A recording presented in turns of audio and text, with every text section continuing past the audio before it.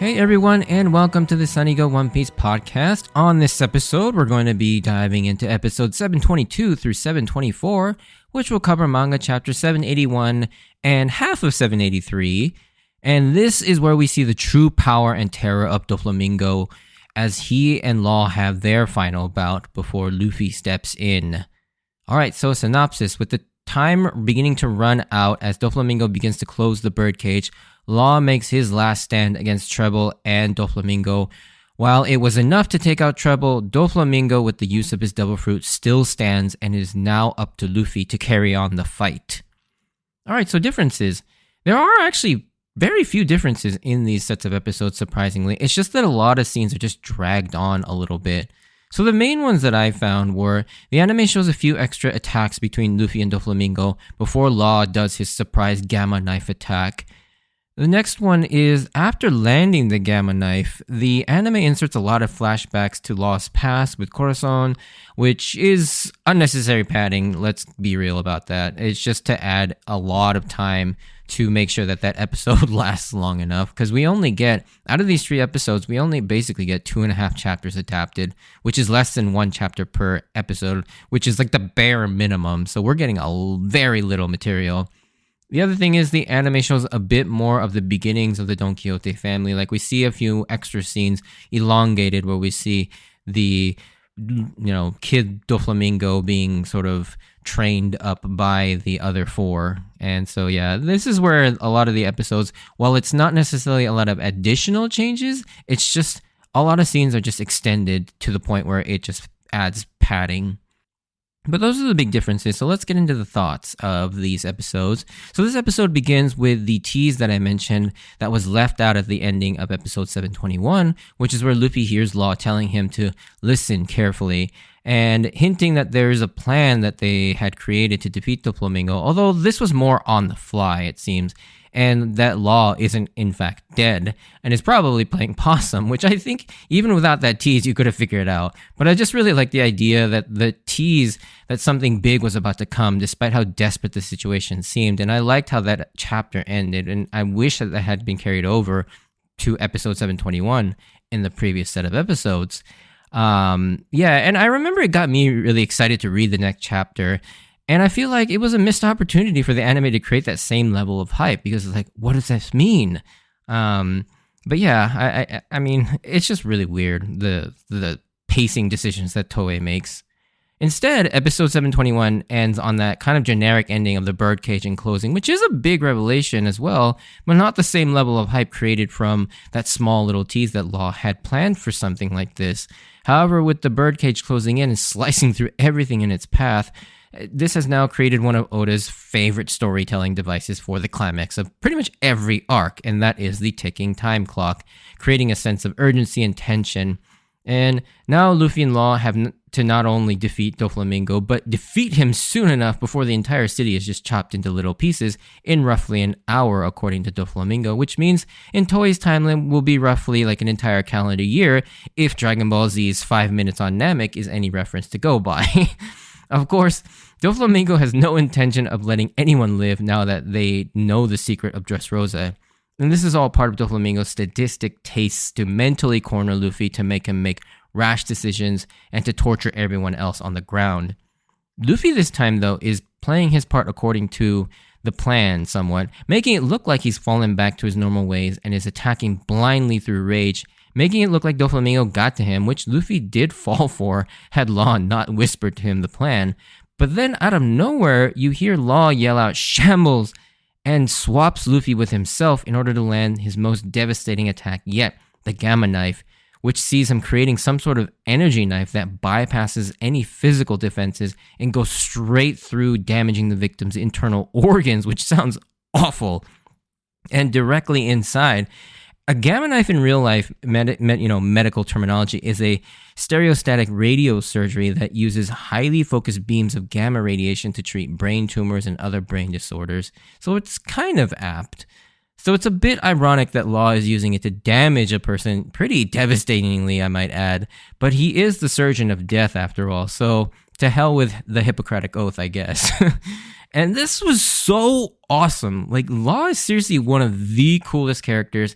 And at the time, his popularity was just off the charts. In fact, this was the only time in history where the Monster Trio was knocked off the top 3 spots in the Shonen Jump character popularity poll. And in the 5th, I believe it's the 5th popularity poll, Law took the number 2 spot behind Luffy in front of Zoro and Sanji, which is just absolutely wild. And it is the only time that's ever happened, and I think the only time that's happened since. The only other time where the Monster Trio technically got knocked off is when they did sort of I believe it was for like the 100th volume, 1000th episode sort of special. They did a special character poll where Nami actually took the number 3 spot over Sanji, which was also pretty cool to see. But yeah, of the official Shonen Jump popularity polls, this was the only time where Zoro and Sanji were knocked off the number 2 and number 3 spots, which was pretty crazy. But anyways, getting back to the story, it's not hard to see why, because Law was just insanely cool, and this moment further cemented that, as he expertly deceives everyone with his crazy use of his powers by swapping himself out with a nameless grunt so that they're the ones that got shot up, which is unfortunate for the poor guy, but he was also Doflamingo's henchman, so it's hard not to be too broken up over it.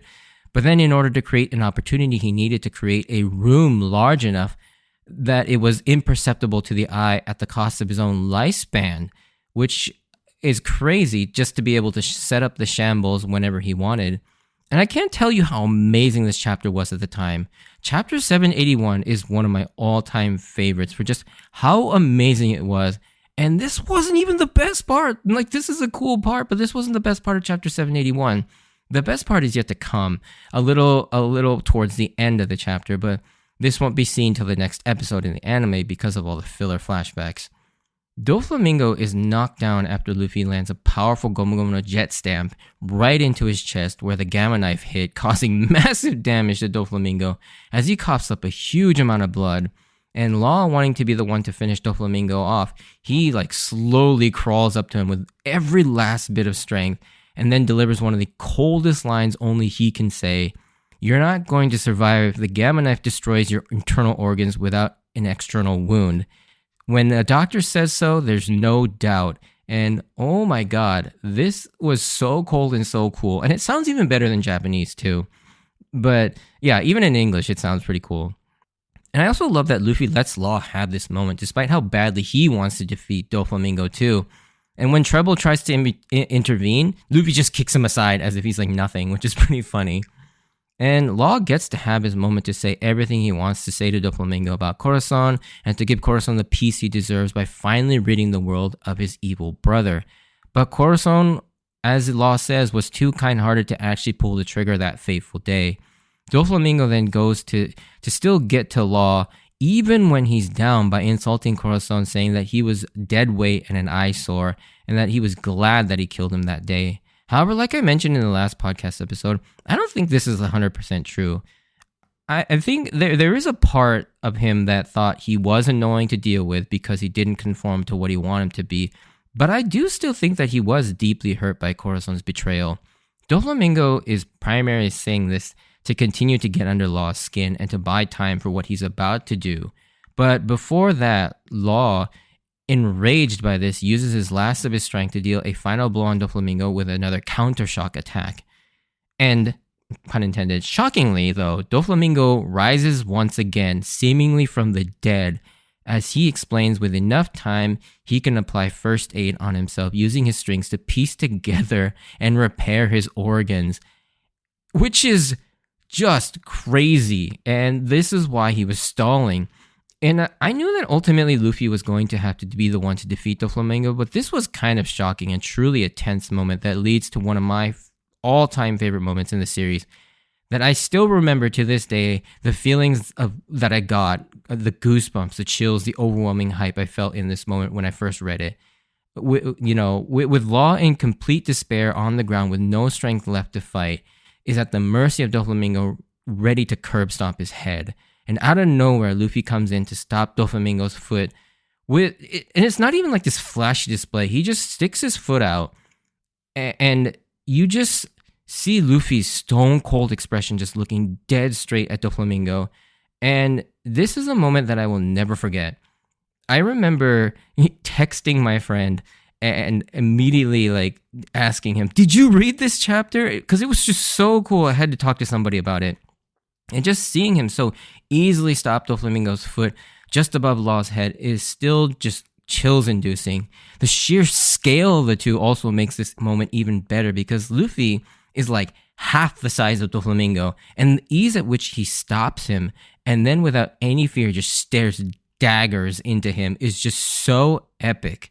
Like this moment is like one of the best moments in the entire series. Like I don't quite know why either, but it's just like just seeing someone as strong and as stoic as Law, who basically feels defeated at this point. He is just absolutely vexed that he didn't defeat Doflamingo, and is just now, I wouldn't say he's given up, but he's definitely like resigned to the fact that there's nothing he can do. He's out of strength. Like he's used up everything, but Luffy is still there to help him out. And I love this moment. Like I absolutely love this moment. And Doflamingo still tries to crush Law's head again, but this time with Conqueror's Haki, and Luffy mashes him with his own Conqueror's Haki in a clash of power, making this the first time we've seen two Conqueror's Haki clashes, like since I think Whitebeard and Shanks. And during this clash, we get a small flashback to when Doflamingo was a kid, and just after he escaped the public lynching, and we see why Treble took an interest in Doflamingo to begin with, because he learned that Doflamingo possessed Conqueror's Haki when he used it to escape the lynching. And it's at this point Treble decided to follow him, believing that he will be the one to lead him, filling his head with all this talk about divine power and divine right, essentially grooming him further to become a tyrant and for him to essentially leech off of, like he just found a winning lottery ticket to power. Thus, Treble was the one that gave him his Ito Ito devil fruit and the gun that he would eventually use to murder his father and brother. Doflamingo was already evil, but Treble made it so much worse because he gave him the means and the guidance to further him down this path. Luffy gets a few good hits on Doflamingo, but he shows that he isn't going down that easy. This scene is also the first time we get to see Luffy use Gomu Gomu no Eagle Bazooka, which is the armament Haki-infused version of Gear 2nd's Jet Bazooka, which follows the trend of Luffy naming his moves after the animals he trained with on Ruskaina Island. Doflamingo uses a new move here as well called Athlete that sees him kicking with strings attached to his feet, not only to cause impact damage, but also slashes at the same time. Now, the name of this move sounds really weird for an attack, but when you look at the kanji characters that comprise it, they translate to leg shaving string, which kind of makes sense. Also, additionally, as you might have guessed, there is a hidden ito or string in there as well at the end. So when you say athlete in Japanese with an accent, it sounds like asurito. And right there at the end of the rito or the athlete, you have the ito in there. Now, Luffy then gets knocked right into Treble's sticky body and is trapped, but the reason I mention this scene is that small exchange the two have when Luffy screams at Treble to shut up and that he's so slimy, and I find it really humorous that Treble gets offended by this and corrects him by yelling back, "I'm sticky!" And in the subtitles, it translates it as icky, but what Luffy says here is that Treble is neba neba, which is, I'd say closer to the English word slimy, and beta beta is sticky. Something about them arguing over how to describe Treble while this, during this like life and death situation is playing out is just classically funny One Piece. Like, why are we arguing about this? Luffy tries to counterattack Treble, but for some reason, even with Haki, Luffy's attacks seemingly go straight through him. And this is our first real concrete clue that Treble is not an actual Logia fruit user, even though it's something that has been hinted at since that attack in the factory. Although, as I mentioned a while back, I had not even considered, and when I first read through this part, I just assumed he was a Logia. And we then go into a flashback to the beginning of the Don Quixote family, and we see the original executives Treble, Diamante, Pika, and Virgo pledge their allegiance to Doflamingo, believing him to be the future king of the seas. And I think one of the most ridiculous parts about this flashback is how it starts small with some punk bullying Doflamingo, and then he gets shot and killed by Treble.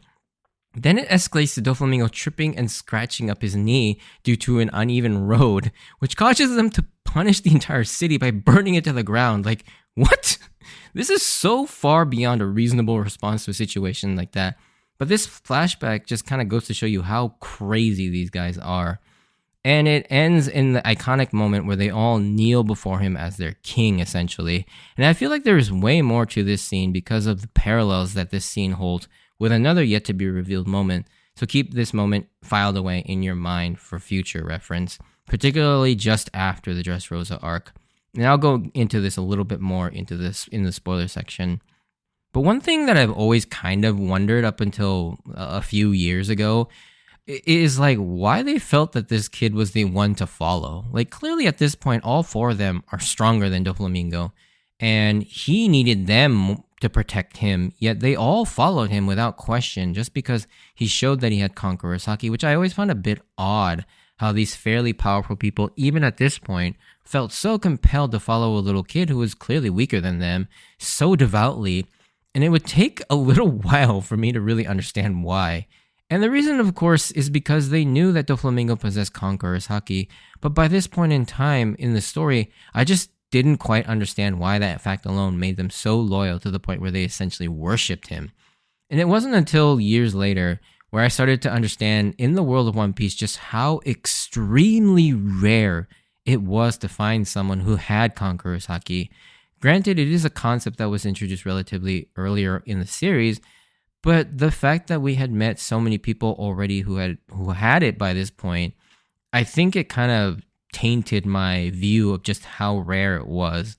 Like by this point in this story, it was confirmed that Luffy had it along with Shanks, Hancock, Rayleigh, Whitebeard, Chinjao, Garp, and Doflamingo all had Conqueror's Haki by this point. And you could probably infer that given Garp, and Rayleigh had it, that probably Sengoku and Roger also possessed it as well, even if at this point I don't think it had been explicitly confirmed yet. But when I really stopped to think about it, it really is super rare, and to most people, unless you're rolling with some of the most powerful and fearsome people in the world regularly, you're rarely going to run into someone with it. And so for these guys to find a little kid of all things that they can mold and get in his good graces with at such an early age must have seemed like a winning lottery ticket to immense power and a wealthy lifestyle if they just invest in him and can raise this kid up to his potential as someone who possesses Conqueror's Haki. And it's kind of embarrassing that it took me that long to understand this. Like, we're talking years for me to put all that together, because I think for me, it took a little while to see the context of just how rare and powerful Conqueror's Haki really is after getting a little bit further into the series and just understanding the scope of what Conqueror's Haki meant to the world of One Piece, because it really is super rare. Now, the irony about all this is the fact that, quote, family created under these conditions, as Law rightly points out, is nothing but a farce. Treble saved and helped Doflamingo only to use him for his own personal gain, but now in the present, he can't see that Doflamingo is now using him and the other family members. And we saw it with how he treated Monet, and in particular Virgo. After this flashback, it became clear to me at least that Virgo was one of his oldest crewmates, and yet it was still incredibly easy for him to just let him die.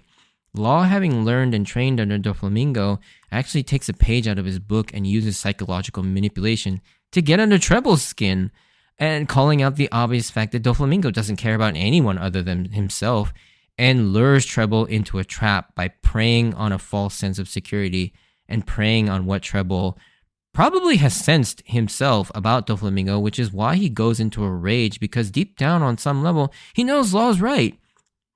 Being Doflamingo's closest executive, he knows all too well how Dofi works and thinks.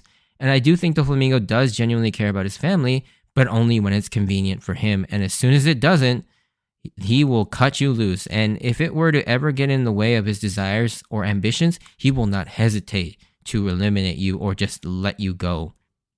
And if Law's talking like this, even though Law is seemingly defenseless, we know he's got something up his sleeve, and it turns out it is the sleeve all along with his entire arm, as he uses his tact ability to control his severed arm with the sword still in its clutches, to use it as like a spinning saw blade, and whips it up Treble's entire torso, dealing massive damage and a critical blow to him.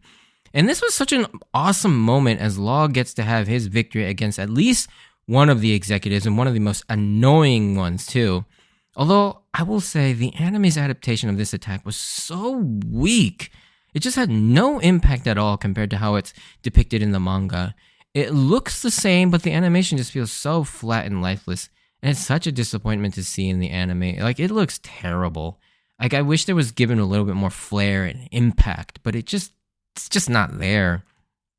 I mean, most of Dressrosa is a big disappointment, especially at this point, because I do think that they were like overworked at this point, because it really seems like, because of how long Dressrosa is, they had to basically pump out episodes and try and fill up as much time as possible. And so I do think that's one of the reasons why Dressrosa suffered so much, because there was no position to actually like take a break or to insert filler episodes. They literally just had to keep going. And yeah, unfortunately, this is something that they would eventually start addressing from there on out, because I think they learned their lesson. But yeah, the animation is not great, unfortunately. This is one arc that I hope they do, like I said, go back and redo. But yeah, a critically wounded Treble can no longer properly control his double fruit, and this reveals an incredibly frail old man hidden underneath all the layers of snot. And it's here that it's confirmed finally that the Beta Beta fruit is not a Logia. And up till now, he made it seem like one by burying himself in the snot, making his actual body incredibly hard to hit. However, this still doesn't really explain how he was able to assemble himself after being hit with Usopp's Platinus Star attack at the factory, where if you remember in episode 674 and 675, Treble was sliced up into thirds horizontally. Like, you clearly see his body being bisected horizontally at the chest and at the knees or something like that. That would mean that during that attack, he somehow reacted to it, jumped up, curled up into a ball in the top third of his snot body. This kind of had me always believing that initially when he gave Treble his fruit, and I'm talking about Oda, at least up until that point, he had maybe thought of the Beta Beta fruit as a Logia, that then he swiftly changed his mind just shortly before he got to this portion on the palace. At least that's my working theory, because otherwise it just doesn't make any sense. Like, I don't know how he formed himself back together during that attack, because both in the manga and in the anime, you clearly see him just being chopped up. Like, it's really hard to, it's not like he got chopped up partially. Like, it completely severs into 3 separate pieces from the top down. So it's like, how on earth did his main body still live, unless you imagine him just like cannonball curled up in like literally in the top portion of his body from his chest up. It seems unlikely, but I guess that's how it works. Anyways, Treble with his last breath decides to take them all out with him by setting the entire palace area ablaze, but everyone makes it out, jumping down to the flower garden where Robin takes Law to allow Luffy to finally fully concentrate on fighting Doflamingo. And I love this small little moment. It's not a big deal or anything, but the fact that Robin knows exactly what Luffy needs right now is so awesome.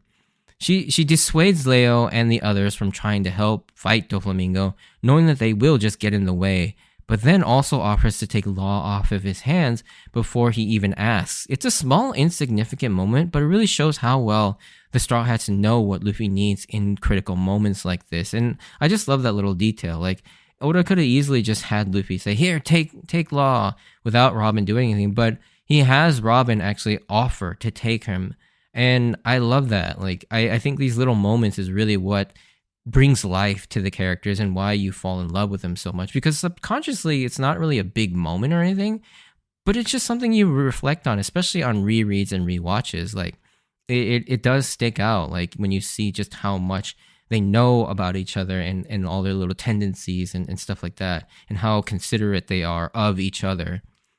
Although one thing I was wondering when I originally read this chapter is, did Luffy grab Law's severed arm too? And sure enough, Oda makes sure to draw Law's arm tucked under Luffy's arm. And when Luffy throws him down to Robin, you can see it falling as well, which is pretty amazing, like speed and quick thinking considering how far Luffy was from Law at the time of the explosion. So he must have like just darted over there with like gear second, grabbed both the arm, or actually the three things, the arm, the sword, and Law himself at the time of the explosion, and then still made it out of the fire, which is pretty crazy and cool. But unfortunately, Law isn't safe yet, as Doflamingo is dead set on ending Law here. And now, despite being unable to fight anymore, he sends a flurry of string bullets down upon Law and Robin, leaving us on a cliffhanger for the episode. Although, in the manga, this was in the middle of the chapter, so for manga readers, we didn't have to wait very long at all. It was literally the next panel. But for the purposes of this podcast, we will have to wait till next time to see how they get out of that situation. But yeah, if you did enjoy this, send me a like or comment. And if you want to join me on this journey of rewatching One Piece, please consider subscribing. Check out my Instagram at SunnyGo Podcast for updates on when I post new episodes. Although I know I've been really bad at that lately. But yeah, check out some of my pictures of my manga collection as well as the card collection. And as always, I wanted to thank you for taking the time out to listen to my podcast. Tiny spoiler section, not too big. But if you're not interested in that, stay safe out there. And I hope to see you on the next episode. Bye.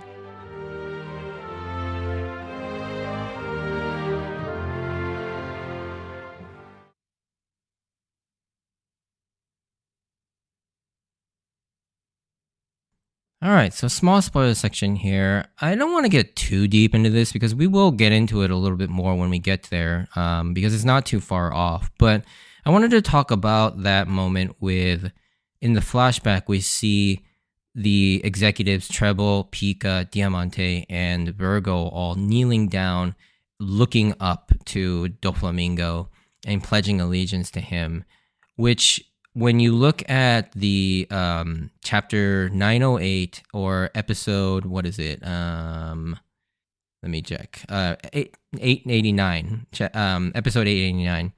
You see that not exact, but very similar imagery when Imu is finally introduced, and you see the Gorosei all kneeling down at him, and the camera angle or the paneling is essentially the exact same. And so, that obviously gets you thinking, like, what does that really mean? And because there has to be something to that in just how much it parallels the two. And I don't think there's necessarily like a connection necessarily with Imu and Doflamingo, other than the fact that they're both celestial dragons. But I think it just shows just what kind of, person is Imu and what it is to Doflamingo, because they share a lot of similarities in terms of just how closely related they are. Like, for example, their powers and the way they treat their enemies is very similar. You have Doflamingo using his Ito Ito powers, particularly Parasite, to control his enemies into attacking their friends. And you see the same thing now, and this is, again, not only are there spoilers for chapters 908, but also for the most recent chapter, 1163, in the most current arc. And so you see Imu has a very similar ability with his Domi Reversi ability, where he basically flips, allies and turns them evil into like these like ogre or demons essentially, and uses them to attack their friends. And so not only you have that, but also in terms of how they operate, like Doflamingo's birdcage, if you really think about it, he encases an entire country in the birdcage and slowly uses it to essentially crush his opponents. And Imu kind of is doing the same thing with the world. Essentially, he's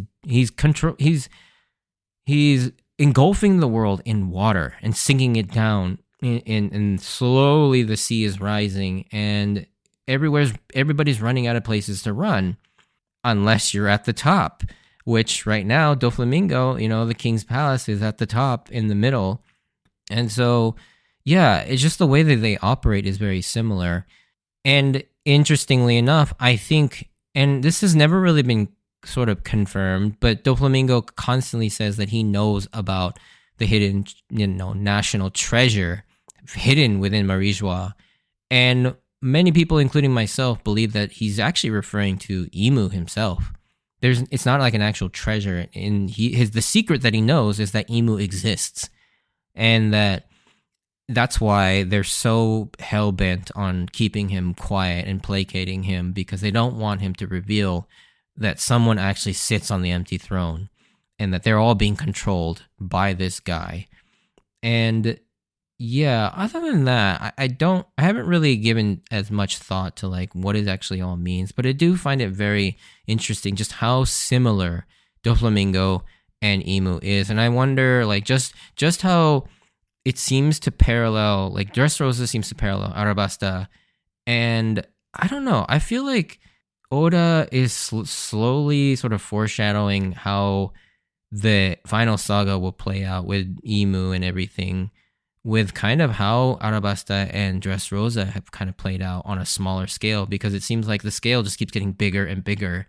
But the similarities are all very there, and the parallels are very apparent. And so you wonder like how Emu is ultimately defeated. I mean, there's a lot to Emu, and so much that I cannot get into in this spoiler section, but it is very interesting and something to definitely keep an eye on seeing like all the parallels between Arabasta, Dressrosa, and the final saga, as well as Doflamingo, Emu, and even to some extent Crocodile as well. Now, Crocodile is a completely different character, I feel like, but Emu and Doflamingo are kind of similar in a lot of ways, I feel like. And so, yeah, it is very interesting. But anyways, that's kind of really what I wanted to point out. Not really much deeper thought than that, but more just musings of observations. But anyways, thanks for listening to that, and I hope to see you on the next episode. See ya!